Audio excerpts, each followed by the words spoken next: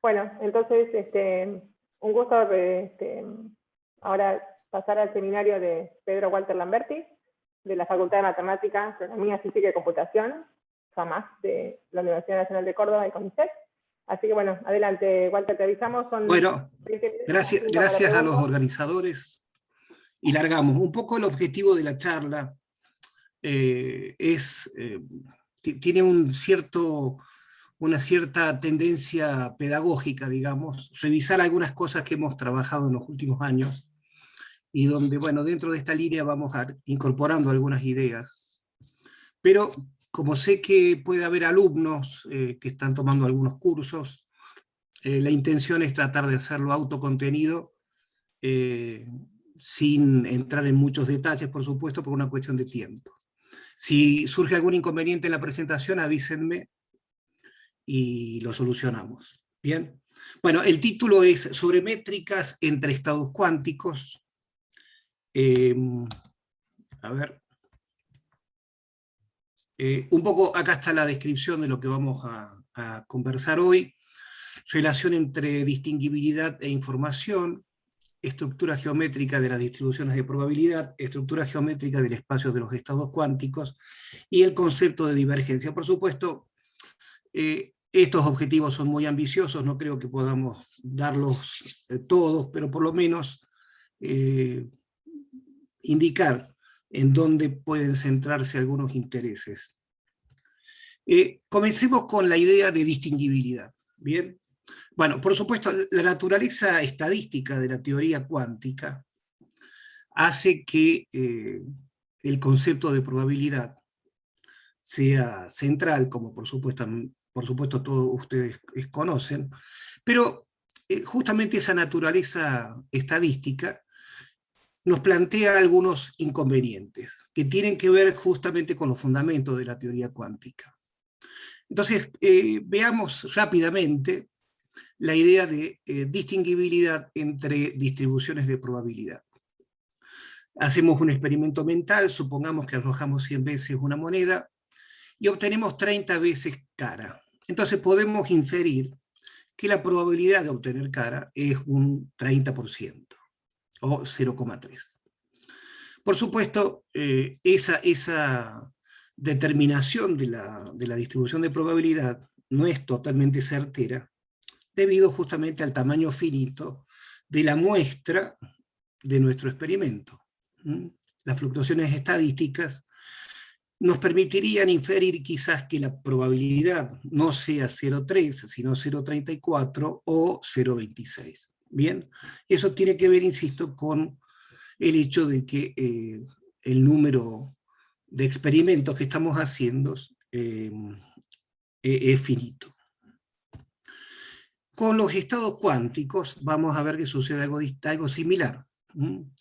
Ahora, ¿por qué es importante estudiar esto? Bueno, en la charla anterior justamente se puso mucho énfasis en el desarrollo concreto de procesadores cuánticos, y la manipulación de estados cuánticos justamente requiere el tener una manera de discernir los estados cuánticos. O sea, si queremos procesar un estado cuántico, más vale que podamos discernir, por ejemplo, el estado que entra en el proceso y el estado que sale. O sea que el concepto de distinguibilidad se traduce también en la necesidad de distinguir de la mejor manera posible dos o varios estados cuánticos entre sí. Bien. Ahora, el problema que subyace justamente por los fundamentos de la cuántica es que un estado cuántico no es observable de manera directa. Solamente nosotros podemos inferir el estado a través de mediciones de algunas variables dinámicas asociadas con ese estado. Uno podría imaginarse en un aparato cuántico, como el que está descrito ahí, donde uno ingresa un estado que está en el espacio de Hilbert H, y que da por resultado algún estado que también puede estar en H o eventualmente en algún otro espacio de Hilbert, y donde el aparato este que está representado acá nos permitiría a priori medir una variable dinámica omega. ¿Bien? Entonces uno puede suponer que tiene un ensamble finito de estos dos cuánticos idénticamente preparados, que llamamos phi sub 1, el dispositivo este de medición omega, con posibles resultados omega 1, omega sub n. Acá en la charla vamos a restringirnos a un espectro discreto, pero muchas de estas cosas se pueden extender sin grandes complicaciones a espectros continuos. Entonces, en el contexto de la mecánica cuántica, la probabilidad de observar el valor omega sub i está dado por esta cantidad, donde acá hay un pequeño error, debería ser el psi sub 1 este que está indicado acá. Bien. La frecuencia de ocurrencia de los valores omega sub i, que uno puede, a través de estos experimentos, inferir la P sub i, obviamente tendrá el mismo inconveniente que indicamos antes para las distribuciones de probabilidad. En general tendremos muestras finitas y las fluctuaciones estadísticas no nos complicarán la capacidad de definir con total precisión las distribuciones de probabilidad para cada uno de los valores posibles omega sub i. El punto más interesante es cuando uno tiene dos estados muy próximos uno de otro, y entonces en el contexto del experimento anterior, del experimento pensado anterior, uno quisiera saber, bueno, si va a ser capaz de distinguir un estado de otro. ¿Bien? Bueno, una manera de encarar esa cuestión es evaluar esta distribución de probabilidad asociada con el estado psi, y esta distribución de probabilidad asociada con el estado infinitesimalmente próximo a psi. En definitiva, lo que tenemos que hacer, si queremos discernir entre un estado y otro, es poder discernir entre una distribución de probabilidad y otra. ¿Bien? Y entonces surge la necesidad de definir un criterio de distinguibilidad. Bueno, uno puede definir este criterio que está puesto acá abajo. Diremos que dos preparaciones son indistinguibles en un dado número. Dos preparaciones quiere decir dos ensambles, como los que yo había mencionado en la transparencia anterior. Diremos que dos preparaciones son indistinguibles en un dado número de pruebas si la diferencia en las fluctuaciones, en las probabilidades reales es menor que el tamaño de una fluctuación típica. Eso podría ser un posible criterio, no es el único, pero lo presento porque justamente apunta a lo que nos interesa, que es la idea de distancias entre estados cuánticos, o métricas, como indicaba el título de la charla. Bueno, uno acá de vuelta puede pensar en un montaje experimental para aclarar algunas de las cuestiones que dijimos antes, y podemos pensar, por ejemplo, en un filtro o un polarizador, en donde este filtro se puede girar en el ángulo θ. En principio uno supone que el filtro no tiene ninguna marca, y uno lo que quiere hacer con este experimento es determinar en qué ángulo está rotado en función del conteo de los fotones que al atravesar un prisma van hacia un lado o hacia otro. ¿Bien? Bueno, uno puede identificar cada uno de estos eventos como un 1 o un 2. El 1 corresponde a el rayo que sigue de largo, y 2 el que se tuerce. Entonces, la pregunta es, Porque en definitiva de todo lo que se trata es de querer parametrizar de alguna manera los estados a través del ángulo θ. Es decir, termina siendo un problema de inferencia estadística sobre el ángulo θ. ¿Bien? Entonces, contando los resultados 1 o 2, uno puede calcular el ángulo θ a través de esta fórmula, donde P es la probabilidad del evento 1. Por supuesto, como acá tengo dos eventos, la probabilidad del evento 2 no es otra cosa que 1 menos P. Bueno, pero lo interesante, usando el criterio de distinguibilidad que yo mencioné antes, es que si tenemos solamente un número finito de fotones, digamos n, la frecuencia del evento 1 es solo una aproximación a la verdadera distribución de probabilidad P, siendo el error en la aproximación de esa verdadera distribución P del orden de 1 sobre raíz de n. Por lo tanto, la raíz cuadrática media tiene esta fórmula, y esta fórmula uno la puede escribir ligeramente distinta, con la intención que justamente voy a describir ahora. Lo puede escribir de esta forma. Bien, o sea, es elevar al cuadrado, dividir esto, bien, y lo interesante es que en esta expresión aparece, si uno lo trabaja un poquito, una cuenta muy simple, esto sería una especie de distancia entre la distribución de probabilidad P y la distribución de probabilidad P más delta P. Bien, entonces, en este contexto de distinguibilidad encontramos la idea de distancia entre distribuciones de probabilidad. Ahora bien, voy un poco rápido por el tiempo, pero seguramente si hay interés en esto, después me harán algunas consultas, ya sea al final de la charla o si no, eventualmente a través del mail que podemos después dar. Bueno, ahora, hay una relación entre la noción de distinguibilidad y la noción de información. ¿Qué quiero decir con eso?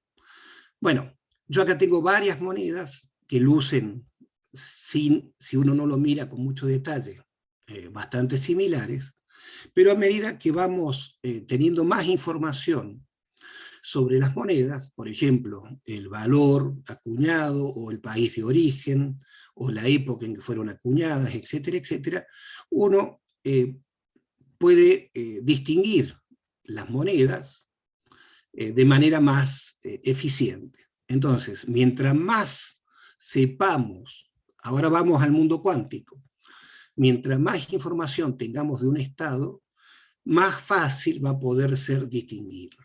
Bien, entonces con esta analogía simple de la conexión entre información y distinguibilidad es que vamos a seguir.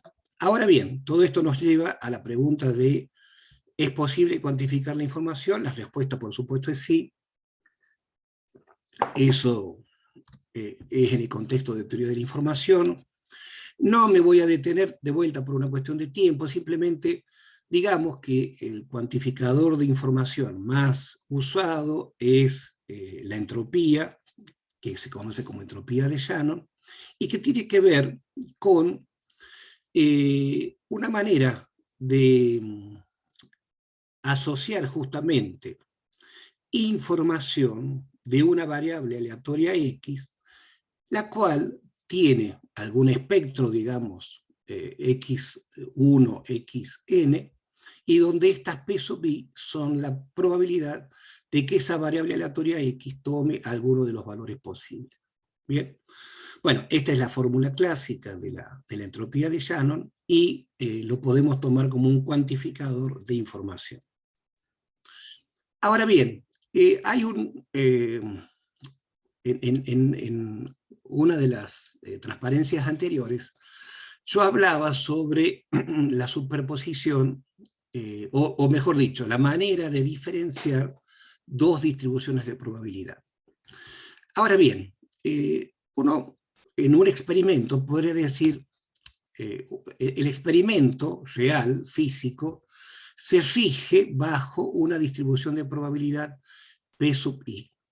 Pero uno podría suponer que ese evento físico real está regido por esta distribución de probabilidad. Entonces, de vuelta tenemos dos distribuciones de probabilidad en danza: la verdadera y la que nosotros inferimos. Y en esa inferencia errónea en el sentido de que no conocemos la distribución verdadera, hay una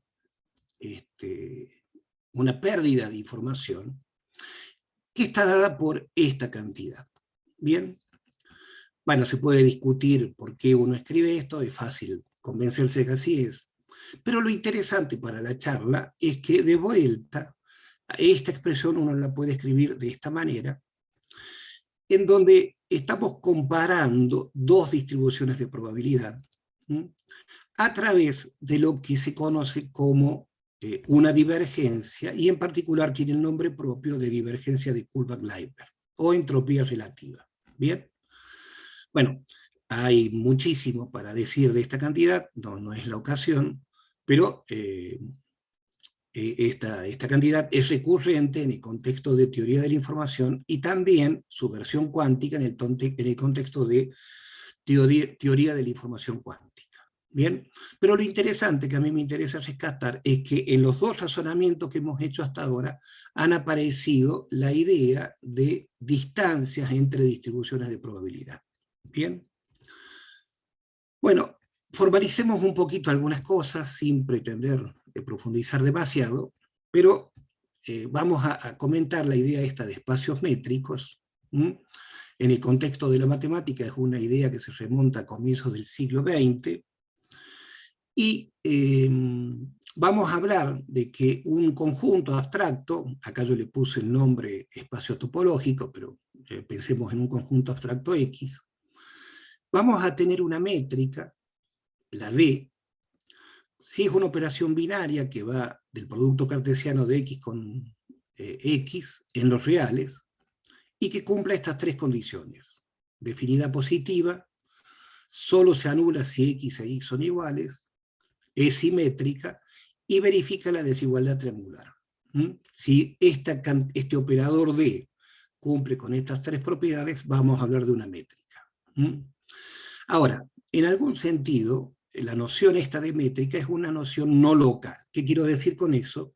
Que yo no estoy suponiendo a priori que los puntos X, Y están necesariamente próximos, como era el caso, por ejemplo, de la transparencia anterior, en donde pensábamos que dos distribuciones de probabilidad eran próximas, y por lo tanto era dificultoso poder distinguir una de otra. Por eso digo, esta noción de métrica no requiere el hecho de que los puntos X e Y estén próximos. ¿Bien? De hecho, en el contexto de esta charla, el X que nos va a interesar es el conjunto de todas las distribuciones discretas que técnicamente constituye un simplex. Bien. Bueno, dicho esto, ahora uno puede ir a la idea de una distancia entre puntos vecinos. Bien. Entonces, uno al conjunto de distribuciones de probabilidad le puede dar una estructura de variedad diferenciable. No nos centremos mucho en los aspectos técnicos del concepto simplemente pensemos que es un conjunto en el cual uno puede definir coordenadas. Bien, supongamos que esas coordenadas de dos puntos vecinos corresponden a x supra y a x supra i más este diferencial, y la distancia entre esos dos puntos, el elemento al cuadrado, se puede escribir de esta manera. Si eso es posible, estos G y J constituyen los coeficientes de la métrica, que además tiene un nombre propio, se llama una métrica riemanniana. ¿Bien? Bueno, lo interesante es que uno, si conoce esta métrica, localmente, puede inferir casi todas las propiedades geométricas de un conjunto, en particular de una variedad diferenciable. Bien. Para nosotros el interés va a estar, como dije antes, en el simplex que es el conjunto de las distribuciones de probabilidad discretas, donde el espacio muestral tiene dimensión n, y también en el contexto de los estados cuánticos. O sea, bien podría ser de que esta variedad diferenciable m sea el espacio de los estados cuánticos de un dado sistema. Bueno, entre las cantidades que hemos trabajado, resalta una que hemos dedicado bastante tiempo, que es conocida como la divergencia de Jensen-Shannon, y que está dada por esta expresión, donde esta H es la entropía de Shannon que mencioné antes. ¿Bien? Entonces, ¿cómo es la cosa acá? Yo tengo distribuciones de probabilidad que viven aquí, en este simplex, y sobre ese espacio defino esta divergencia, en donde uso justamente el concepto de entropía. Bien, se pudo demostrar que la raíz cuadrada de esta cantidad es una métrica en el sentido de lo que acabamos de ver de espacios métricos, o sea, verifica la desigualdad triangular y las otras dos propiedades. Y lo interesante también es que esta divergencia entra dentro de una familia más amplia, que se conoce como las divergencias César, que genéricamente tienen esta estructura. O sea, una divergencia César entre dos distribuciones de probabilidad P y Q toma esta forma, donde la F, todo lo que pedimos que sea una función convexa, y que además en el 1 valga 0.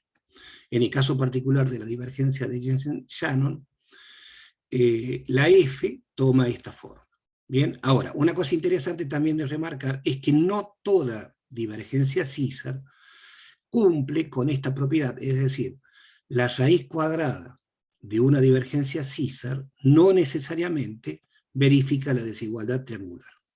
Hay aspectos Disculpas, técnicos. pero estamos cerca de los 25 minutos ya. Bueno, ya voy redondeando. Digo, gracias. No vamos a entrar mucho en por qué es importante que una distancia verifique la desigualdad triangular, pero seguramente a todos les quedará más o menos claro de que si uno dispone de una métrica, bueno, uno eventualmente podría, por ejemplo, definir criterios de convergencia en ciertos algoritmos. Bien, bueno, dado que el tiempo nos corre, voy a saltar esto. Este es un aspecto que me gustaría remarcar. Si yo tengo, uno se podría preguntar cuál es la conexión entre una distancia local y una distancia global. Bueno, si uno tiene una variedad riemanniana, es decir, si tiene una métrica local, a través del concepto de geodésica, que está bien definido si uno dispone de una métrica local, puede definir una métrica global. ¿Cómo? Bueno, si yo tengo dos puntos arbitrariamente separados, me fijo cuál es la curva que minimiza esa distancia. Esa curva que minimiza la distancia está dado por estos coeficientes, y yo con eso puedo definir una métrica que cumple con las propiedades que mencioné antes. Bien, en el caso particular en estadística hay una métrica que se usa mucho, y también en el contexto cuántico, que se conoce como métrica de Fisher, y si uno calculase la geodésica para esa métrica de Fisher, obtiene una expresión para la distancia geodésica a través de esta expresión. Bien. Bueno, acá también uno puede decir algo de la geometría de la divergencia, no lo voy a decir. Acá uno podría... Hace un instante yo mencioné de que, por ejemplo, ¿no? Si nosotros teníamos una distancia César, la raíz cuadrada de esto no necesariamente es una métrica, entonces uno se podría preguntar cuáles son las condiciones que nos garantizarían de que la raíz cuadrada de esta cantidad nos conduzca a una métrica. Bueno, en ese contexto está este teorema, que de vuelta no lo voy a poder describir con mucho detalle, pero es interesante porque es una manera de caracterizar a divergencias que pueden de alguna manera terminar siendo métricas. Y lo más interesante es que ese teorema también incluye una manera de conectar distancias entre distribuciones de probabilidad con distancias entre estados cuánticos. ¿Bien? Entonces, si uno tiene un mapa que va del simplex de las distribuciones de probabilidad en el espacio de Hilbert, y uno calcula esta cantidad usando la norma asociada con el espacio de Hilbert, bueno, para un mapa definido, uno puede plantear esta igualdad. Bien, o sea que este teorema de alguna manera genera un puente entre el espacio de las distribuciones de probabilidad y la geometría del espacio de Hilbert. Bueno, de vuelta, por una cuestión de tiempo voy a saltear esto, pero para honrar el resumen que yo envié, déjenme comentar simplemente esto, no me va a llevar nada. Si uno, pensemos en el simplex que habíamos trabajado antes, o sea, el conjunto de las distribuciones de probabilidad discreta, en ese conjunto uno puede definir la métrica euclidia a través de esta expresión, la cual se puede reescribir, haciendo un poquito de álgebra, de este modo. ¿Bien? Y esta función phi, en este caso, toma esta forma muy sencilla, x por g de x, donde g de x es x. Bueno, si nosotros hiciéramos lo mismo para la divergencia de Jensen-Shannon, es fácil ver de que la expresión es exactamente igual. Nada más que en vez de tomar la función lineal g de x igual a x, uno puede tomar la función g de x igual al logaritmo de x. ¿Bien? Y lo que nos interesa acá remarcar es que de alguna manera esta divergencia puede pensarse como una deformación de la métrica euclídea. ¿Bien? Bueno, entre las características que fortalecen un poco este punto de vista es que, por ejemplo, la métrica euclídea no es una métrica tipo Caesar. Sin embargo, la divergencia de Jensen-Shannon sí lo es. ¿Bien? Entonces, uno podría preguntarse si la estructura esta, que nosotros vimos que valía tanto para la euclídea como para la Jensen-Shannon, permitiría definir divergencias cuya raíz cuadrada fuese una métrica. Bueno, ¿cómo podemos responder esa pregunta? Es usando el teorema que yo mencioné antes, el teorema de Schoenberg. Bien, bueno, no sé si, yo creo que ya no queda más tiempo para decir nada. Hemos hecho un rápido paso por las principales ideas que nos interesa discutir, y eventualmente quizás ahora quedan algunos minutos para alguna pregunta, las cuales voy a tratar de responder con todo gusto. Y si no, bueno, los organizadores pueden pasar un email y si alguien está interesado me puede escribir y con todo gusto contesto las preguntas. Bueno, muchas gracias. No sé si se me escucha ahora. Sí, se Hola. escucha, sí. Muchas gracias por la presentación. Tenemos tiempo para una preguntita o dos, creo, debido a la hora que se le dijo al siguiente expositor que iba a comenzar. No sé si alguien quiere preguntar algo. Federico tenía una mano levantada, pero no sé si por error. Me parece que estaba aplaudiendo. Ah, bueno. Era un aplauso. Ah, bueno. Uso virtual. Gracias, Fede.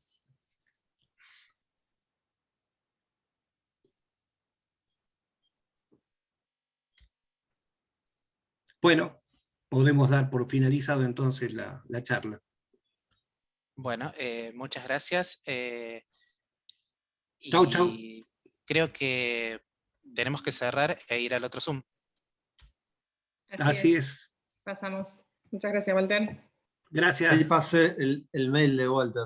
Bueno, Que vos habías dicho que mandemos. está bien, gracias, Ahí Fede. lo puse por chat. Bueno.